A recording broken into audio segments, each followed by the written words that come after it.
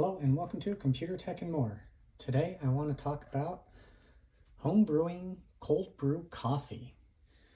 So cold brew coffee has the advantage over regular coffee of being able to have it a stronger flavor at a usually less bitter level because cold brew doesn't essentially cook the grounds of coffee, but it does take substantially longer.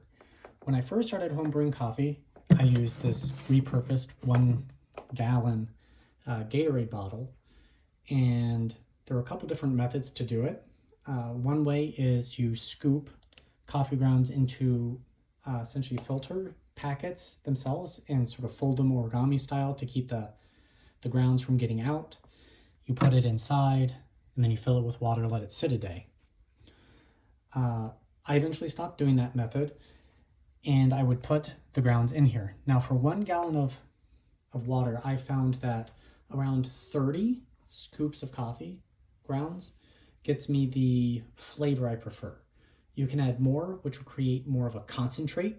So you'd put more water or milk or whatever into it to then back dilute it. My brewing method, I just can add whatever amount of milk I normally add, and it's ready to go as is. And I reuse the grounds in two times. So I'd have 30 scoops in there, fill it up, pour the liquid out, filter it with a normal coffee filter, and then I'd add around 15 scoops back into it. So half again, and then let it sit another day, filter it again, and then combine the two mixes of coffee to get my final flavor value. But I stopped doing that method.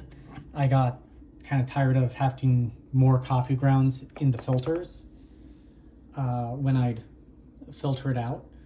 So instead, I purchased a glass jar. The glass jar also has the advantage of being far easier to clean than a plastic Gatorade bottle. It also doesn't have any chemicals in it because it's just glass. So they sell lots of different versions of these. Some of them have pouring spouts. I opted not to get one of those because I felt that was just a point of failure and could eventually leak. So instead I got one of these, and it has a mesh in it. So again, I use 30 scoops. It fills it to about halfway. One of these gallon jars with this sort of size filter can hold around 60 scoops total of coffee grounds. And the scoop size I use is just a standard teaspoon. I'm sorry if you live in a different part of the world that doesn't use teaspoons. I don't know the conversion to that, but that's what I use. And I put the scoops in. Now, the coarser the mesh, the less sediment will filter through that mesh. It is a very fine mesh. I'm going to bring it close to the camera. So very little gets out anyways, but I double filter it. I filter it with the cloth, our paper style filter, after I take it out, after I take out this middle one. And that's how I brew my cold brew coffee. You can let it sit outside in room temperature air, or you can put it in the fridge.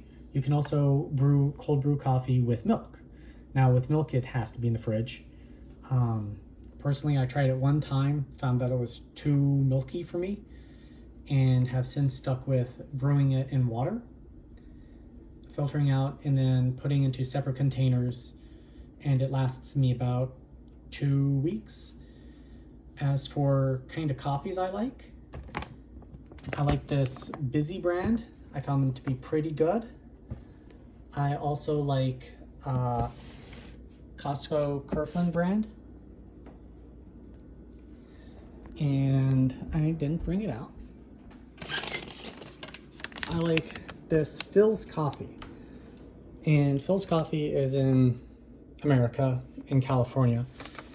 And personally, the flavor coffee I like are medium to light blends, and the Kirkland, to offset like the cost of these more expensive, Phil's is pretty expensive, brews of coffee, I blend it into the Kirkland just Colombian coffee, so that it's maximum 1/2 the Kirkland big container, or as low as 1/4, and I get most of the flavor from kind of the better coffees, but at a much more affordable cost, because if you have a coffee addiction or just like drinking it 1 cup in the morning, it does add up in cost.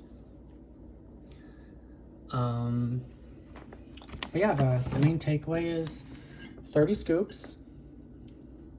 Experiment yourself, but 30 scoops. Brew once, filter it. Meaning you pour it all out into separate containers, and then brew it a second time with 15 or more scoops added to it, so that it kind of freshens it up a little bit again, and let it sit another day. Filter it out, mix the jars together so that you get kind of blended flavor there, and that's how I home brew coffee.